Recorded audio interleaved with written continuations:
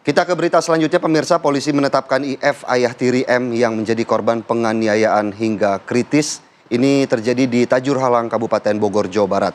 Kepada polisi, IF mengaku kesal lantaran korban tidak menuruti perkataannya. Bocah perempuan berinisial M yang ditemukan babak belur di rumahnya di kawasan Tajur Halang kini masih dalam kondisi kritis. Polisi pun akhirnya menetapkan ayah tiri M berinisial IF sebagai tersangka penganiayaan terhadap balita perempuan itu. Kepada polisi, IF mengaku kesal lantaran korban tidak mau disuruh dan tidak menuruti kemauannya.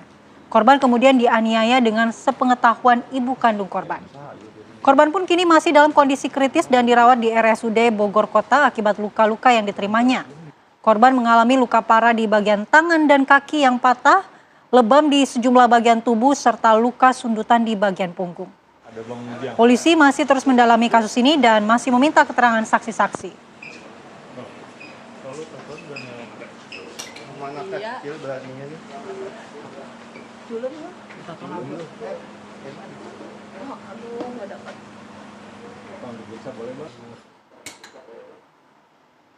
Untuk mendalami kasus ini kita bergabung dengan AKP Made Budi selaku Kasih Humas Polres Metro Depok. Selamat pagi Pak Made.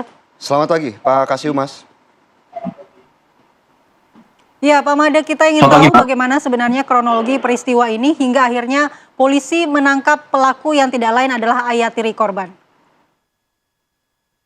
Ya, memang kejadian tersebut terjadi di Jalan Kalisuren di daerah Bogor ya, Kecamatan Tajur Halang.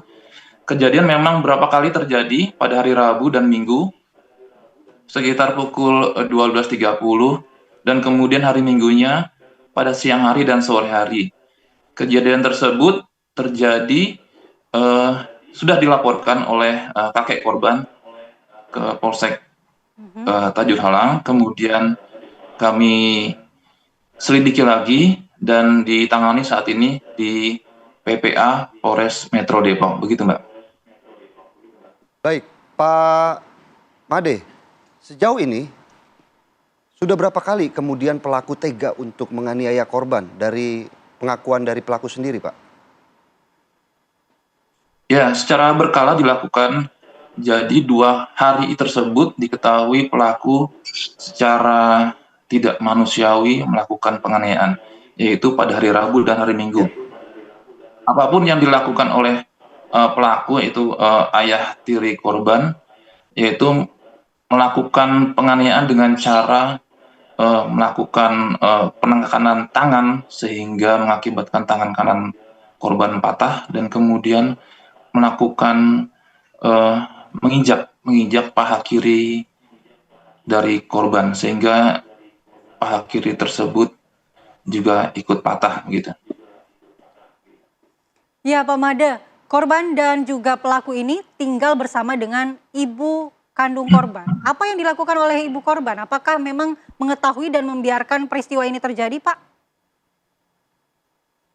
Ya, sudah kami periksa pelaku dan juga beberapa saksi ibu dari kandung korban tersebut. Namun terindikasi memang ibu dari korban tidak mengetahui kejadian yang dilakukan oleh ayah tirinya, begitu. Pak, sejauh ini apa kemudian profesi dari pelaku sendiri dan juga ibu kandung dari korban sehingga aksi-aksi seperti ini kemudian tidak diketahui oleh ibu korban? Ya, profesi dari terlapor yaitu ayah tiri korban wira swasta dan kemudian juga ibunya juga wira swasta. Jadi memang kejadian tersebut luput dari perhatian dari keluarganya. Namun tentu saja kami lakukan secara pemeriksaan secara mendalam apakah memang ibu dari korban tersebut terlibat dari kasus penganiayaan ini ya, gitu. Baik, lalu konstruksi hukum seperti apa yang akan diberlakukan untuk pelaku, Pak Kasih Humas? Ya, tentu saja pasal yang akan kami tetapkan yaitu pasal 80 Undang-Undang Nomor 35 Tahun 2014 tentang Perlindungan Anak dan kemudian pasal 44 Undang-Undang RI Nomor 23 Tahun 2004 tentang penghapusan kekerasan dalam rumah tangga. Kami ancam hukuman maksimal 10 tahun penjara. Baik, terima kasih AKP Made Budi selaku Kasih-Humas Polres Metro Depok atas penjelasannya dan waktunya bergabung di Apa Kabar Indonesia Pagi. Selamat beraktivitas kembali, Pak. Terima kasih Pak Kasih Humas. Terima kasih.